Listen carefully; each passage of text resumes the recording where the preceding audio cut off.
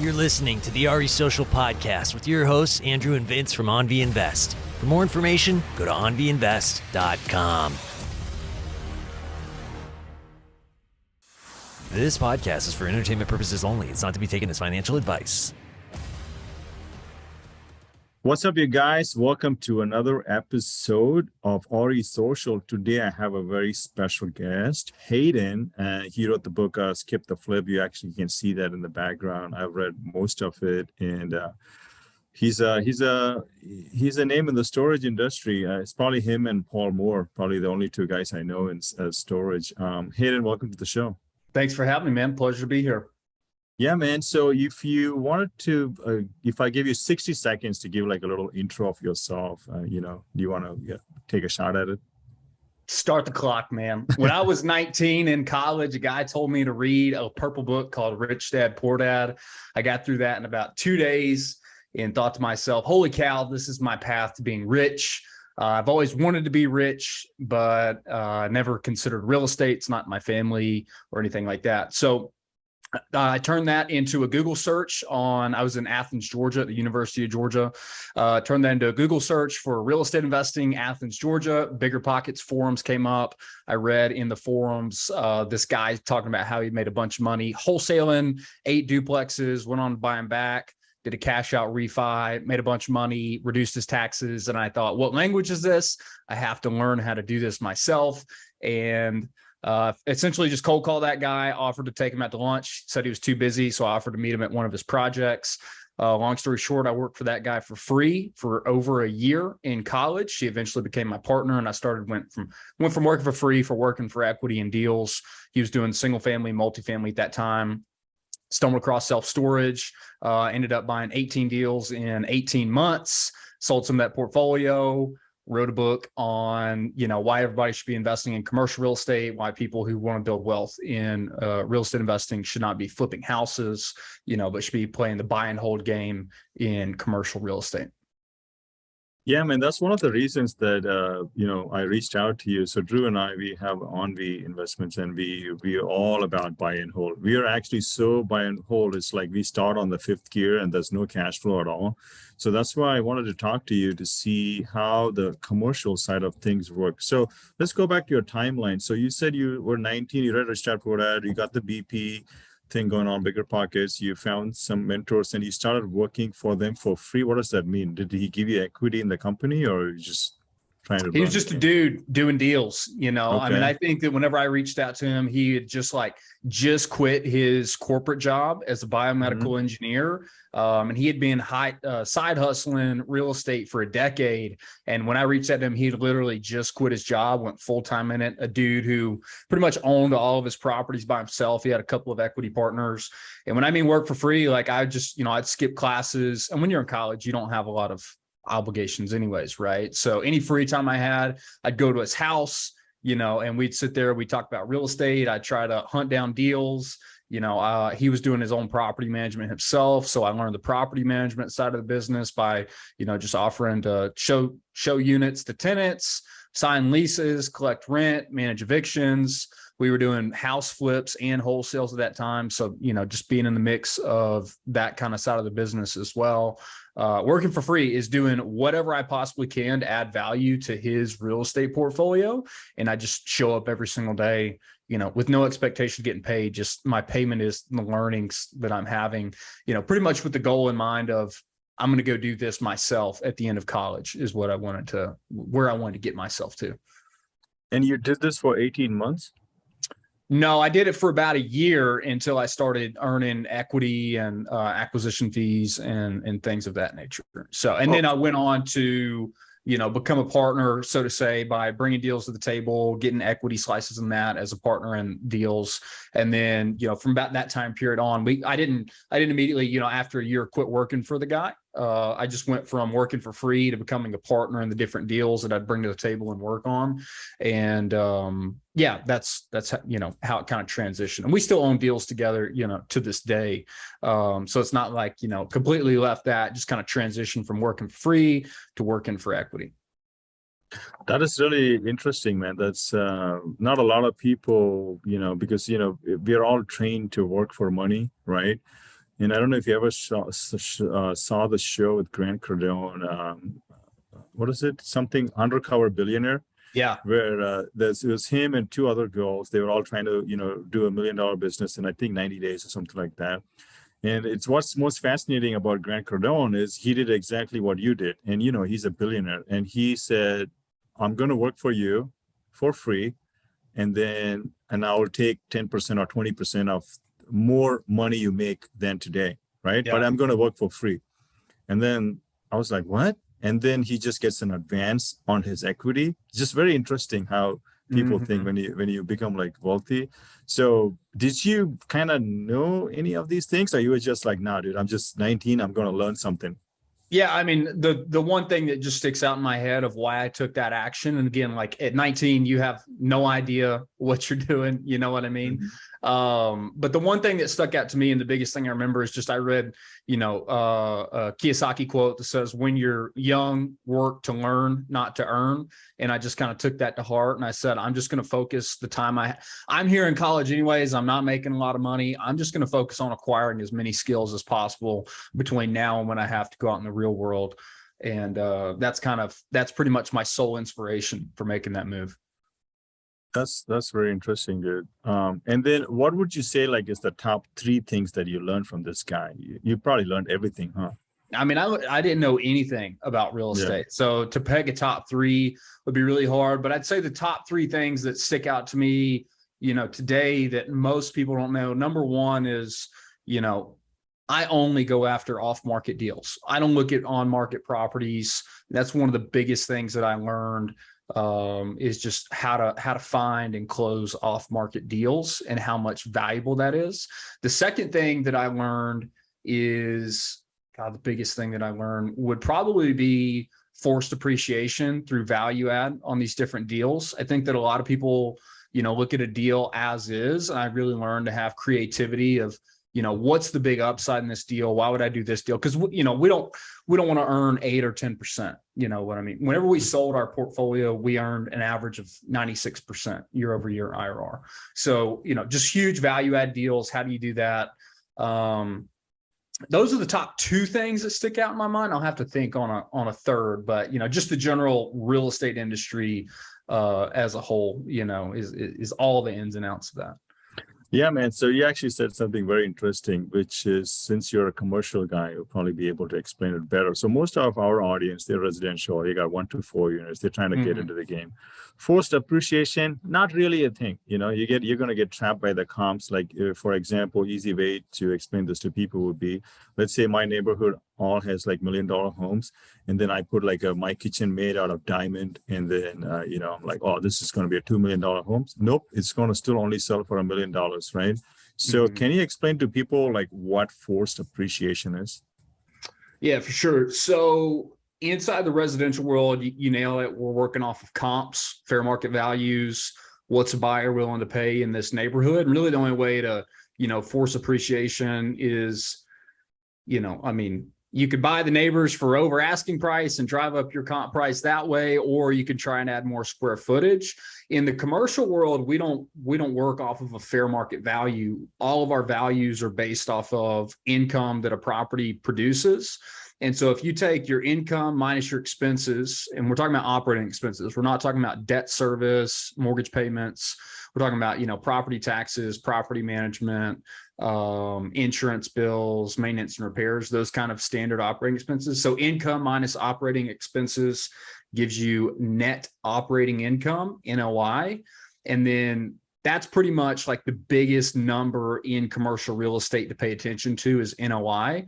And you could think about it like this. Let's say, if you're going to do apartment complexes, they trade on what's called a cap rate, which is essentially a rate of return that investors want to earn. So let's say the investors in multifamily want to earn a 5% rate of return.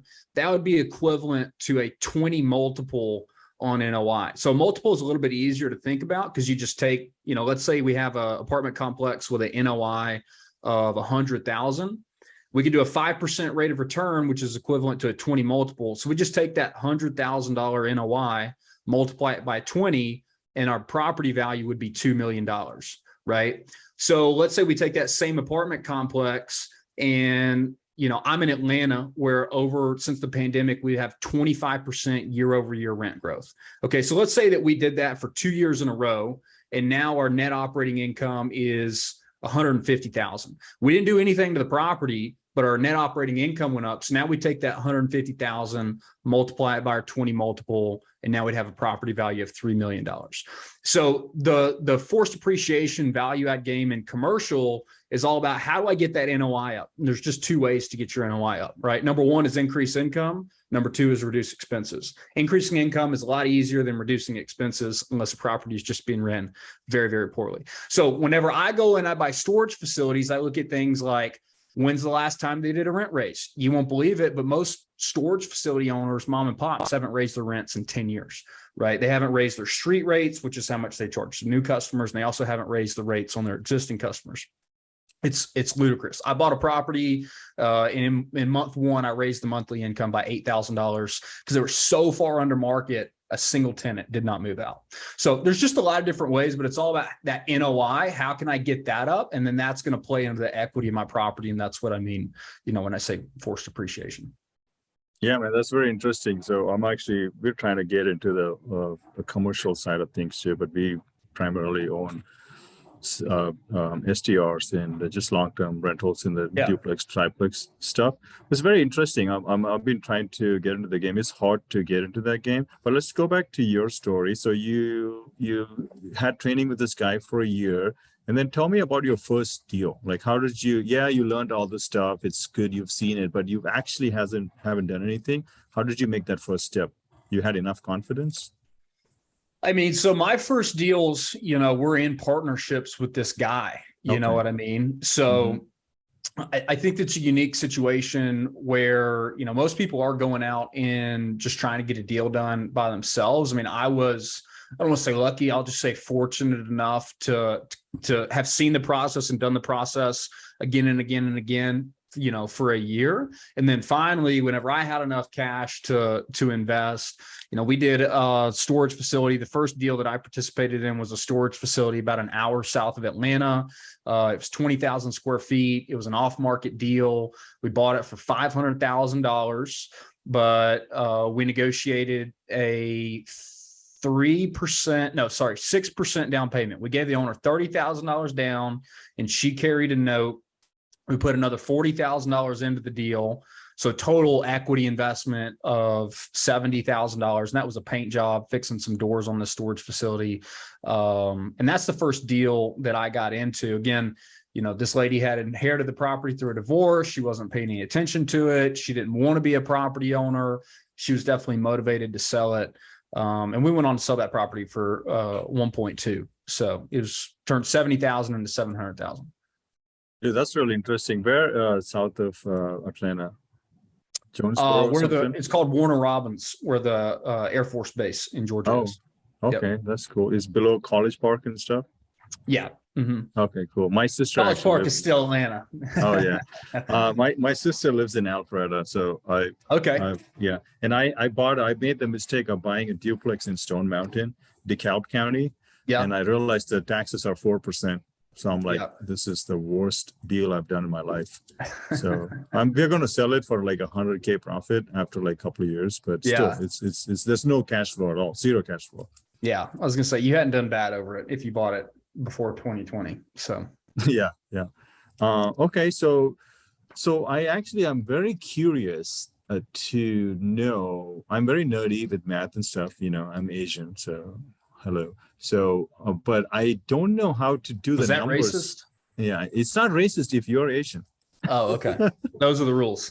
Yeah, those are the rules. So it's like, Drew makes fun of white guys all day, but those are the cards we've been dealt.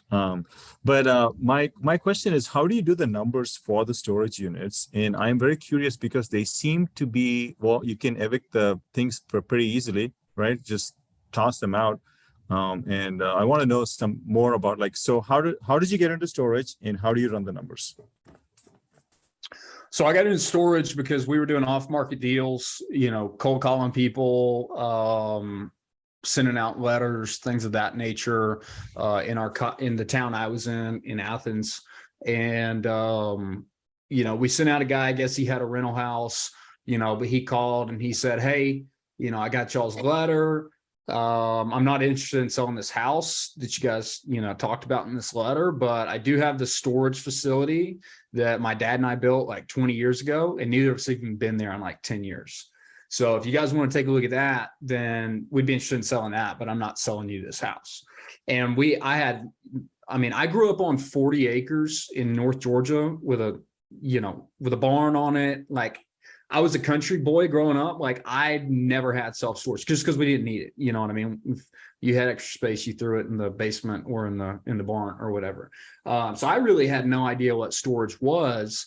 And, I just kind of looked to my mentor and I said, this guy has a storage facility, do you want to buy it? I don't know anything about storage either, is what he told me. So we told the guy, just give us a couple of days and we'll get back to you. And in that process, we just kind of started listening to podcasts, reading blogs, trying to educate ourselves on storage units, and just kind of realize that, like, hey, it seems like it's a pretty easy business. This is a small property. I think it was like 130 grand total purchase price or something. It was 65 units, 6,500 square feet, something small.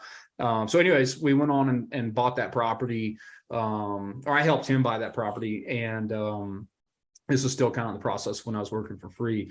And anyways, that's just kind of where we cut our teeth on it. Like, it wasn't an intentional move. It kind of happened by chance. But things like that do happen by chance. So that's how I got into the first one and just kind of opened my eyes to the storage world. And then how you run the numbers. I mean, it's kind of just what we talked about earlier, like in commercial real estate, which pretty much all storage facilities are commercial real estate, is you're just going to look at what's the income on the property, where's the income relative, to this property's potential. So if we were to put it in residential terms, like, are we below market rates? Is there vacancies? So, that property had the potential to do, like, I think $7,000 a month or somewhere around in there. And it was doing, like, again, he had barely even paid attention to it. So I think there was like 3 tenants in there that weren't paying, so 0 people in the property paying rent on the property, at least. And you just kind of got to look at the potential of the property in that kind of situation. And then what's it going to cost to run it? So in storage, you have your basic things: property taxes, insurance. You have, software for running the property. If you're going to hire a property manager, you're going to have that expense. Those are pretty basic expenses. You'll have some repairs and maintenance on the property, just depending on how old it is, what its construction type. Most storage facilities are made out of metal. Some are made out of concrete. Very few of them are stick build. But you got to just plan for maintenance accordingly on that. The doors break every 15 or 20 years, something like that. And then the biggest kind of variable, in the storage industry right now is labor, because some technology has come out pretty recently. When I say recently, like the past 2 years, that's really made it to where you can almost automate a storage facility. There's some technology out there on the lock side, the customer service side. So it just depends personally on how you as an operator want to run your business. Do you want to stick a $50,000 to $60,000 a year person at the front office and let them only do 2 hours of work in an 8-hour workday, but you want to provide the best customer service possible? Or do you want to be really lean, use automation, and only pay, a handyman, field tech type of guy to go out there once or twice a week, and cut your payroll down to $2,000 a month, So it really depends on the size of the property, what you as a business owner want to do. But, that's the biggest variable right now in the storage industry, is the labor component. You just look at income minus expenses, try to get a cap rate, and that multiple that we talked about earlier, and try to buy it, obviously below what it's going to be worth one day. It seems, Drew, you have something? Yeah, when you buy a storage facility, does that automatically come with the land? Is that what I'm hearing, or no? Yeah, unless it's bifurcated, but in which case, no. So, and is that pretty much the standard when purchasing storage facilities? Yeah. I mean, you'll see some on land leases. Like I've seen a couple close to airports that are on airport land leases, in which case you're only buying, you're assuming the land lease, but the standard is definitely to purchase the land along with the structures. Then that probably takes off some of the pressure as long as you're in a decently growing community. You've got that appreciation on the end, just worst case scenario. I mean, do you know why storage units were created? I have no idea. Storage units were created, back in the 80s as a method to land bank for people. So the only goal of storage units was generating enough income to cover the property taxes while land appreciated. So storage units were never supposed to be this multi-billion-dollar industry that 1 in 10 Americans have a storage unit. The main and original purpose was we just want to pay our taxes and land bank this. We want to be neutral cash flow on this land while it appreciates. Is this under a 39-year depreciation schedule? Yes, but Okay. you can cost seg and Cost accelerate seg. that. Yeah, Stuff's going away though, right? This year? not that I've heard, but I'm not an accountant, so talk to yours. Yeah, they're reducing the bonus depreciation and all that stuff. What's the Bonus depreciation is not cost segregation studies.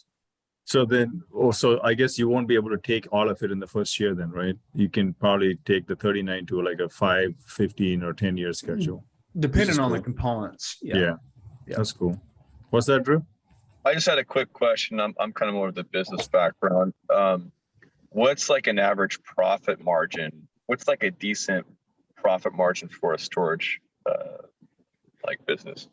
I mean, a smaller facility, and I like to measure facilities by square feet because number of units is really deceiving, because you can have a 5x5 unit, which is 25 square feet, and you could have a 12 by 30 unit, which is 360 square feet, right?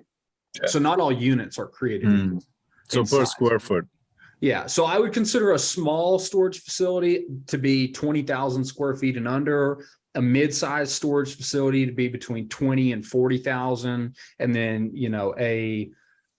a good to large facility would be 40,000 square feet plus. So in the larger storage facilities, 40,000 square feet plus, you're probably going to be looking at an operating expense ratio of like 35%, which means you should profit 65%. But that's before debt service. So of course, all of this depends on how you lever and what you can borrow at. On a smaller storage facility, medium-sized storage facility, you're probably about 40%, and a smaller storage facility, you're probably at about 50% operating expense ratio. That makes sense. It's like kind of economies of scale. Because really, think about it, right? Like whether you have 30,000 square feet or 40,000 square feet, your costs are pretty much the same. Your software costs the same. Your utilities really aren't changing. Your property taxes are higher. Your insurance is higher as the replacement cost goes up. And depending on how you run your labor, if you're going to have a full-time person, it doesn't matter if you have 30,000 or 40,000 square feet, you're going to pay that person the same because you're paying by the hour. Yeah, right. What's a good software for this? Like, I'm sure it's not AppFolio or Buildium. There's definitely specialized. There's a company that pretty much owns the software side of the storage industry called Storable.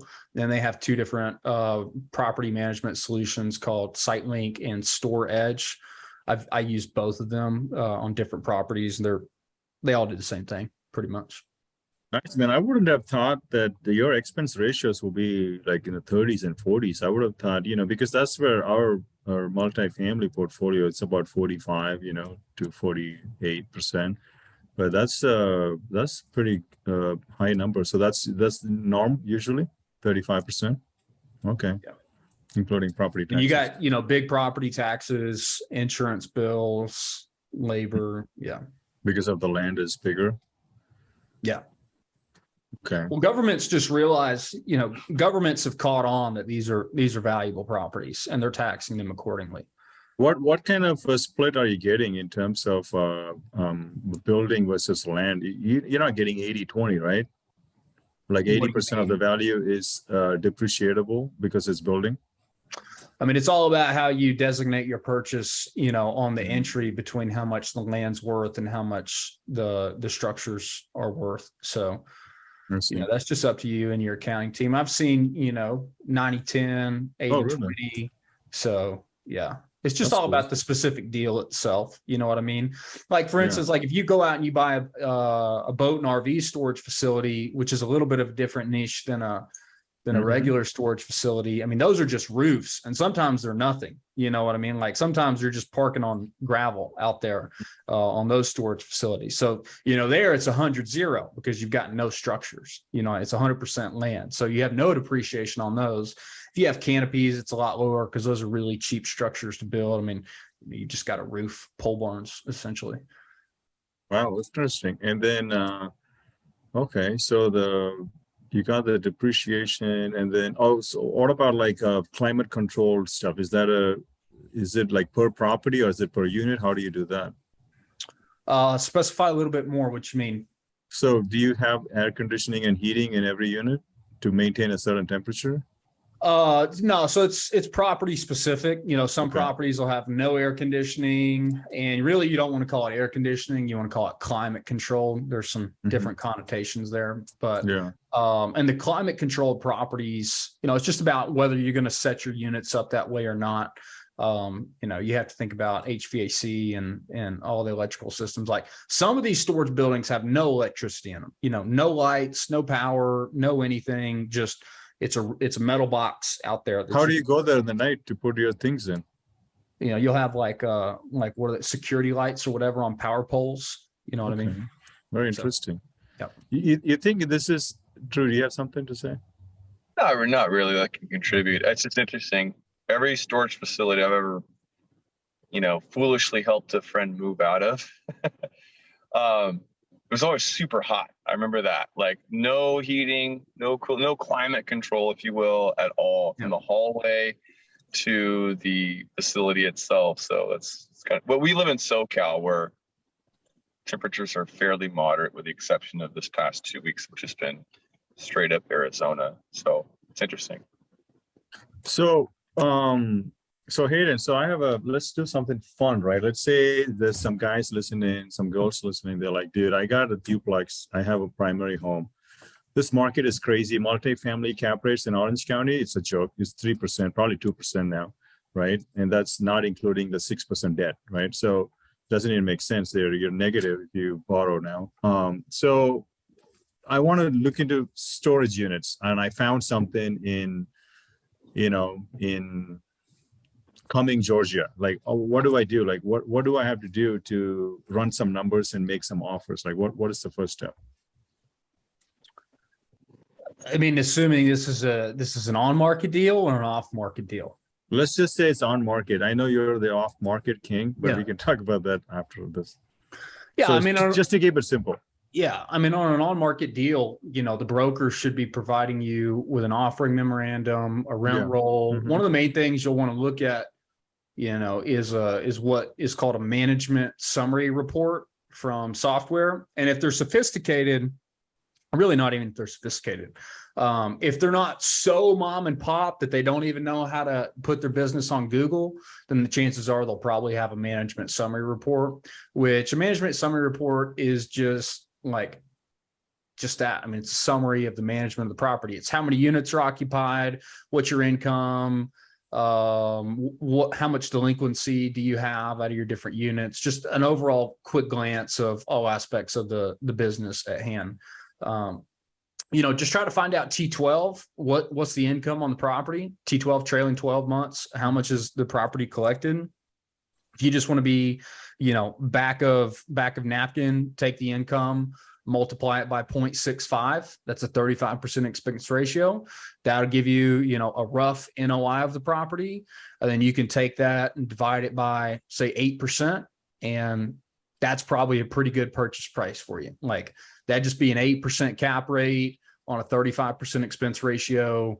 That'll be in the ballpark. If you can acquire it at that or less, you probably got a good, a decent deal on your hands. But, there's so many different variables because so many properties out there are not being ran even close to their full potential. A lot of these a lot of this, there's 50,000 storage facilities in America. There's more storage facilities than there are McDonald's, Starbucks, and Subways combined.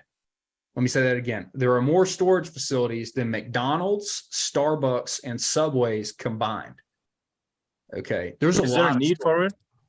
Yeah, it's growing like crazy. There's a huge need for it. There's more storage facilities than ever, and they're building more than ever. 1 in 10 Americans has a storage unit. 1 in 10 Americans. Okay. So anyways, with that being said, with so many different properties, and it's really a disintegrated industry where everybody kind of does their thing their own way, is there's just a lot of people out there are not running their storage facility very well with a lot of upside.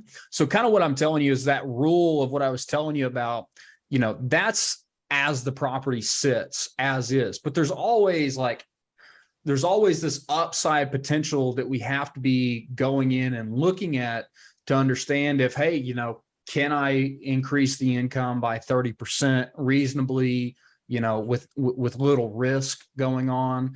You got to dig into the market, the competition that's around you, because like, I'll give you an example. Montgomery, Alabama is an extremely saturated market. When we think about competitors and how much storage is out there, we like to look at radiuses, which for those of you who are just listening and not watching and don't remember, math or science, whatever it is, talks about radius. That's pretty much the half the distance of a circle, right? So if you're to pick a point on the map and go 1 mile out, and draw a circle around that, that would be the 1 mile radius. You look at the 1 mile radius, the 3 mile radius, and the 5 mile radius of a property, and you look at how many competitors are in there, how many people live there, what is the income of these people, and really at the end of the day, you try to figure out how many square feet of self-storage is there for every person.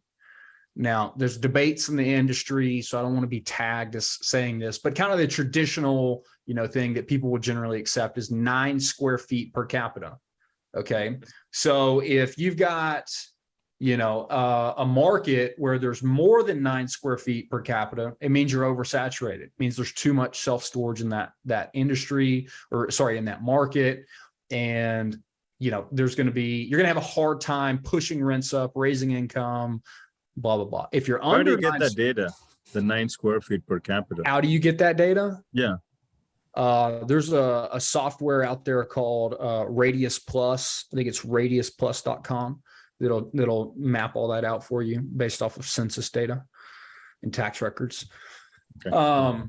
So anyways, this is a long way of saying to people, there's multiple factors that go in it, but self-storage at its core is a really easy business, after you educate yourself a little bit. And I'm in the process of about halfway done with the self-storage mini book that, would kind of lay all this out to people. Mm-hmm. So nice. Yeah. Do you ever talk to Paul Moore and stuff? Do you know him too? No, I don't know Paul. Mm-mm. Okay. I know AJ though. AJ's the other. AJ Osborne. Yeah, he's a great name in the industry. So I know AJ personally. He's a good dude. So that's a industry to get into, huh? It seems like no, you got to stay out. It's no good. You wouldn't like it. You won't make any money. Stick with what you're doing. No, I'm just kidding. It's a big industry, man. You guys would love it. It seems like it might be protected in a recessionary time because people still have to keep their stuff somewhere, right? So what do you think? Well, the traditional logic, in 2008, self-storage outperformed every asset class, I think, other than senior housing. And I think it was neck and neck with senior housing. Self-storage, I think since the year 2000 has outperformed every other asset class in the real estate sector. But the traditional logic is, in a recessionary time, people downgrade from their 6-bedroom, 5-bath house to a 3-bedroom house, and they have collected a bunch of couches and TVs and stuff. And, they went from the 4,000 square foot house to the 2,000 square foot house, and now all their stuff doesn't fit. So, and they also downsize their mortgage. They go from a $5,000 a month payment to a $2,000 a month payment on their housing or whatever it is. And so it's not a big deal for them to go in and pick up a $150 or $200 a month self-storage bill to store, their $30,000 to $40,000 worth of stuff while they, are living in this smaller house temporarily through the recession. So that's the traditional logic, that is, people downsize their housing and their payments associated with their housing, that they'll take on a self-storage bill to store all of their stuff that they've accumulated. So yeah, I mean, it's supposed to be a counter-cyclical asset class that, as the economy does worse, storage does better. But I mean, I've got to tell you, it's done really well in good times too, because when times are good, people buy a lot of stuff and they need more space, until they buy that bigger house. And then, on the downside, whenever things go bad, they need somewhere to put all that stuff that they purchased. Anecdotally, what is your opinion of when it does better? Is it in a downturn? I didn't live through 2008, so I can't really say, from personal experience, at least. I've only lived through good times, so we'll see. Even COVID? That's COVID the best blew time. up. I mean, COVID, rents are higher. Rents and values are higher through COVID than ever. Yeah, I mean, I think that everybody sat at home through COVID and realized, well, there's a lot of stuff in here, so I should clean out the garage. And they went and rented storage units, and values went, values went way up because cap rates are loosely tied to interest rates. As interest rates went down, cap rates went down, which means the multiple and the valuation of the property goes up. And the other thing that happened is, because everybody thought at the beginning of COVID that there was going to be a huge recession, a lot of private equity groups, a lot of Wall Street firms created self-storage funds as a way to say, where can we move our capital at this time to withstand this COVID recession? It never happened, but the demand to acquire self-storage facilities went through the roof. Tons of family offices and private equity firms were launching self-storage funds that had never been in self-storage. And so on top of the interest rate reductions and cap rate suppressions, just general supply and demand to own these facilities went up and drove the price up even further. So, you referenced earlier how low cap rates are on multifamily and, in Southern California. And self-storage is definitely, in primary markets, done the exact same thing. So I did write down some of the stuff you're talking about when you're doing the numbers, right? So you talked about, evaluating properties at, 35 expense ratios, divided by the cap rate of 8%, and, make sure the NOI is there. But why would you pay for things that you're going to do, right? Wouldn't you rather use their garbage NOI they have and offer lower and then pick it up and then do all that stuff? Yeah, but if it's an on-market deal, then somebody like me is going to know that, hey, their NOI currently is irrelevant because they have no idea what they're doing, right? So if you're going to go after on-market deals, you almost always have to be using a pro forma NOI, which essentially means the NOI today is irrelevant. Here's what this property will produce on the revenue side for somebody who knows what they're doing. And here's the standard set of expenses associated with this. So, the NOI is in place on these because, you see everything from the owners doing all the work themselves, having a zero labor in place, to the very flip side, which is the owner has his brother do everything. He pays his brother $120,000 a year in labor expenses, and both of those are so far on the different side of the spectrum that can really just skew what the NOI is today and how the NOI is going to change once you purchase that facility. So what happens when you go to the bank and then they're like, your DSCR is garbage, so we give you a 20% LTV loan. So then you're screwed again. So you got to just put down that bunch of money down. I think that you should never buy a facility that wouldn't underwrite on the DSCR, Yeah.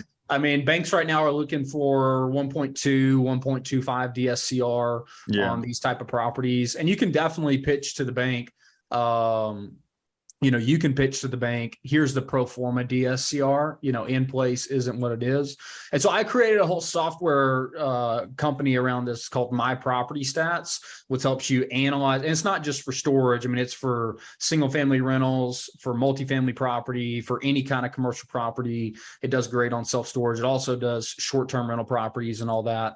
To really, you enter in a couple numbers, takes 5 minutes to enter a deal in, and then it'll spit out to you, your cash flows, your values, your DSCRs, your IRR, your cash on cash, and it'll kind of put everything in one central place. And we built in a goal seek on there. So you can just say, hey, my goal is to earn a 10% cash on cash.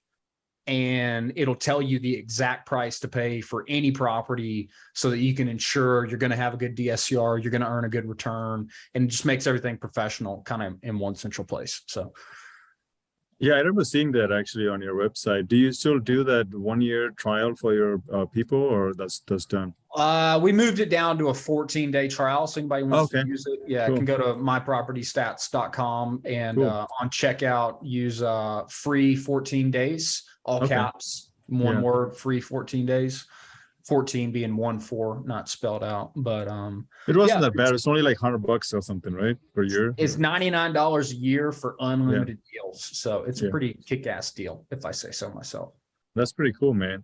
And then so you are doing the numbers. So the storage units, is that I wanted to know this because I'm just trying to get into multifamily. I've been underwriting deals. Is that normal, or is that like because of the COVID that we're using the numbers from pro forma to underwrite the deals?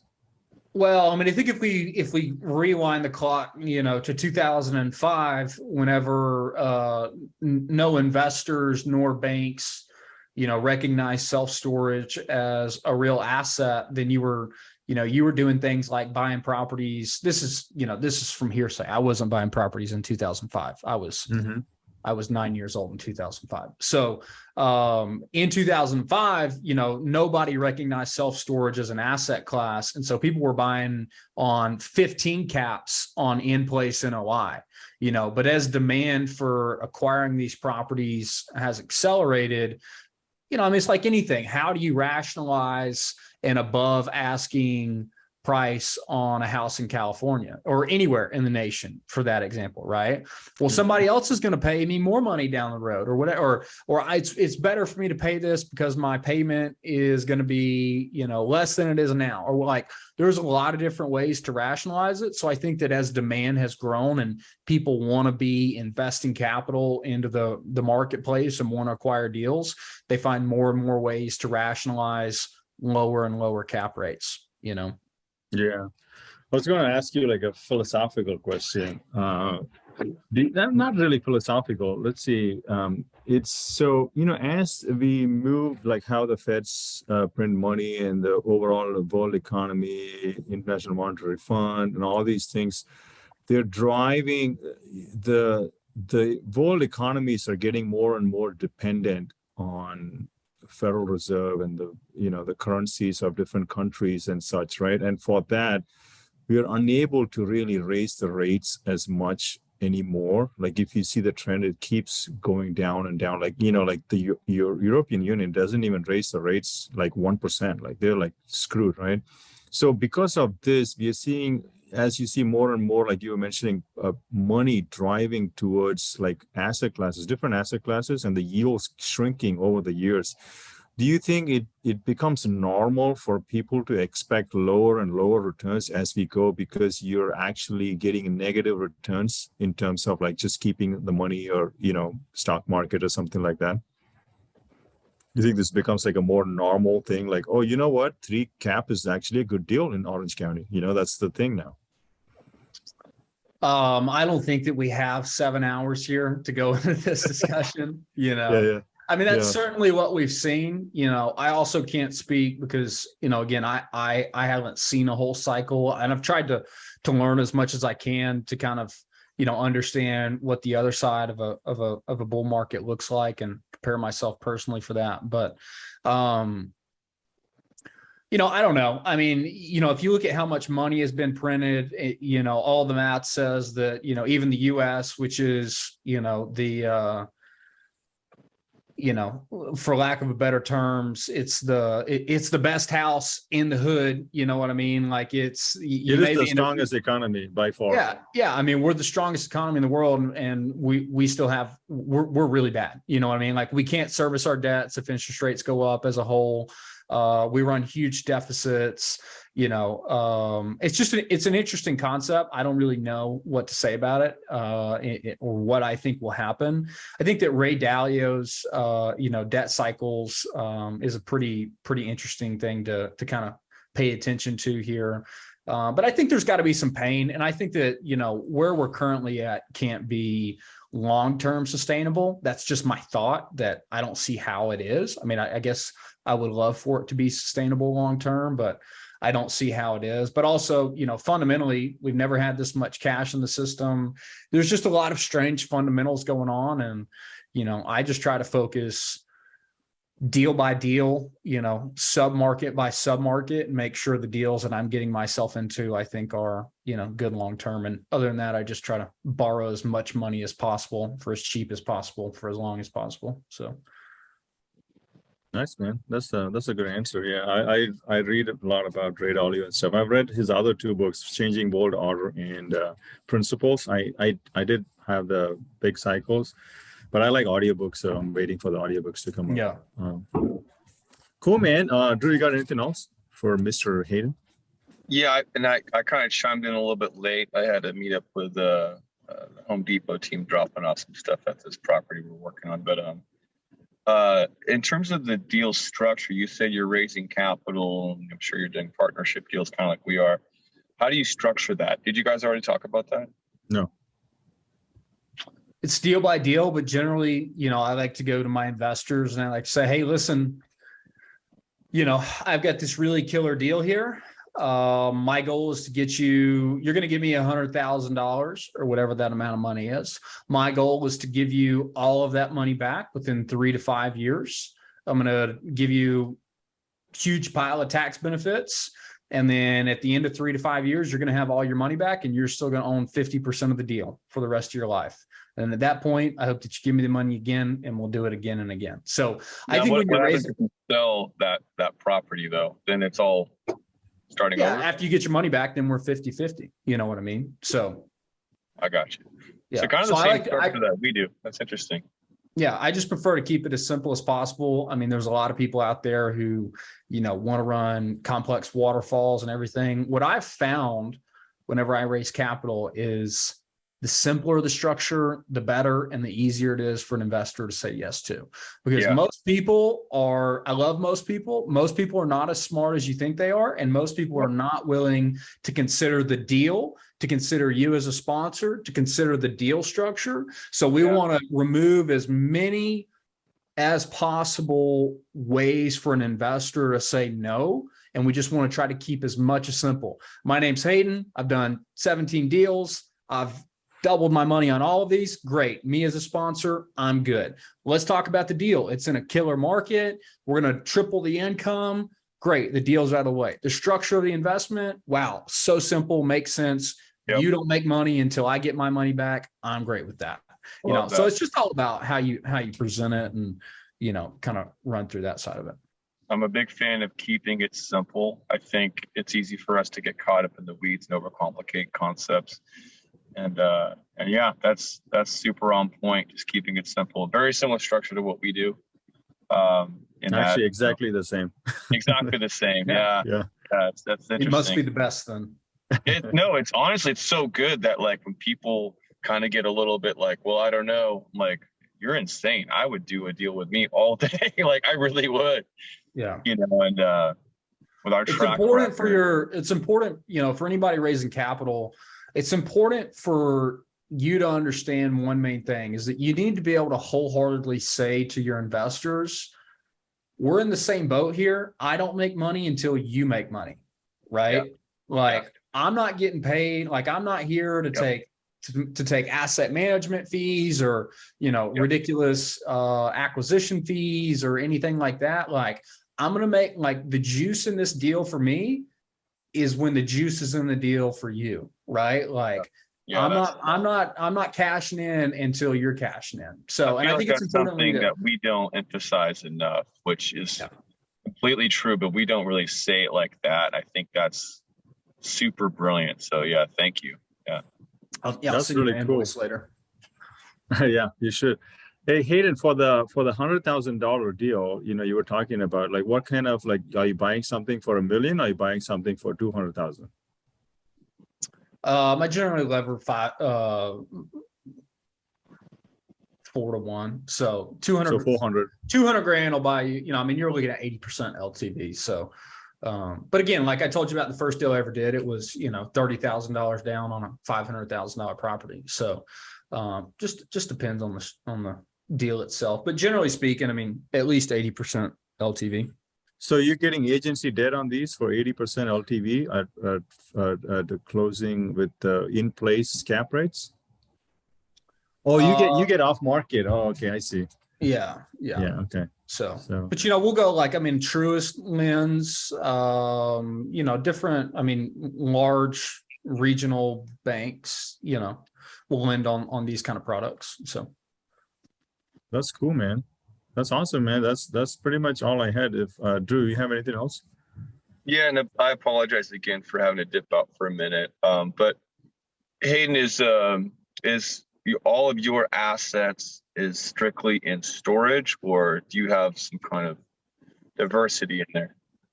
I mean, to me, diversity is different deals, So when people talk about diversity, I'd rather get really good at one thing and then do that kind of that 95, well, probably 85% of my assets are in self-storage and boat and RV storage.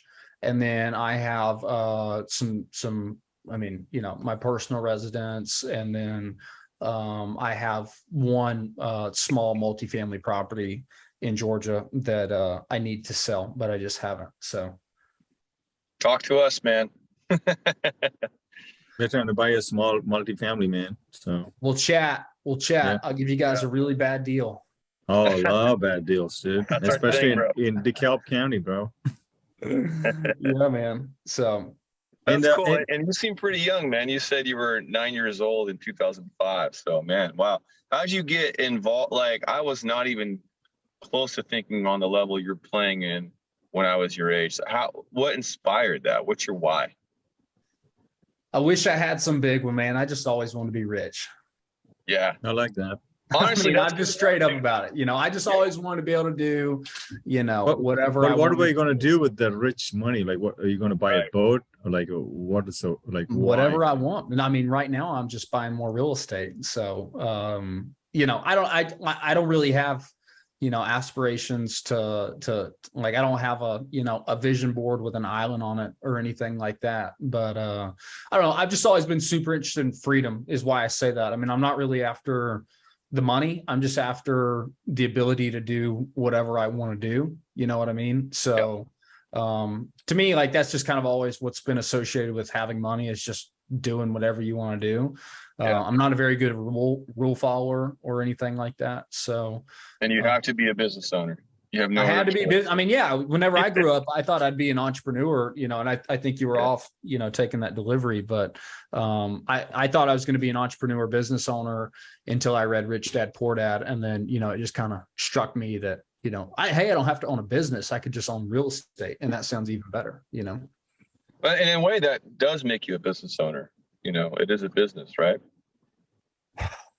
It's a debate. I mean. It is a business owner. If you file taxes, you are considered a business owner. Yeah. I mean, it depends how how you own it and all that stuff. But yeah, I mean, I guess it's a business. Depending on your level of, if you choose to have a property management company, if you choose to do it yourself, if you choose to hire people and systemize, there's a lot of different ways to kind of structure. You were mentioning the different ways of kind of running a successful storage facility. Which one do you tend to fall into? Are you hiring like a manager at 50, 60K salary?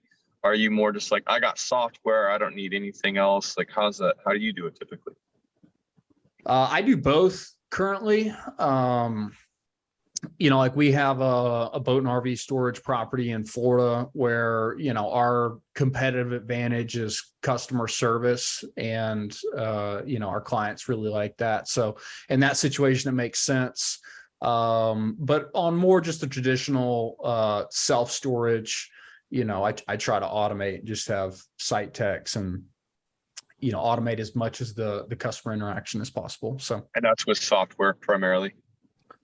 Yeah, I mean, website, software, email communications, auto pay type deals. So yeah. Do you have somebody taking like the calls, like answering phones, doing sales, or is that you? Or that is not me. Yes, someone does it. Nice. Do you just compensate them based strictly on commission, or is there like a salary? If I'm digging too deep, let me know. I'm just a business owner, so I'm always.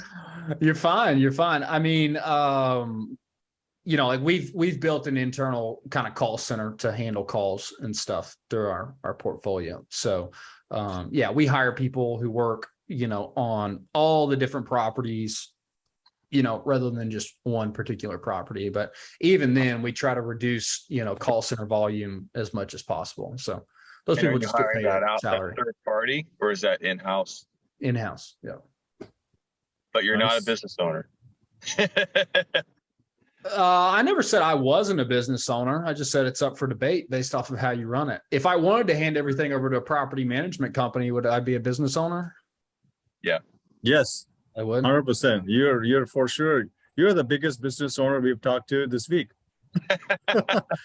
All right. Well, yeah. You guys heard it here first. I'm a business owner. I mean, I know I'm a business owner because I have a software company and some other stuff. But I don't think that people who, if you want to get into the self-storage industry, I don't think that you need to view it as I'm becoming a business owner or entrepreneur, because it's whenever I think of a business owner, I think of, all the time obligations and everything that comes along with being that business owner, and until you get to the point you're successful enough to hire a CEO and hire a CFO and hire, mid-level managers and everything like that. Like a self-storage facility doesn't require all of that. Like you can still get in the self-storage industry, and I guess you're a quasi business owner, but I don't want people to think that it's going to be like you're buying a franchise that, whenever your person doesn't show up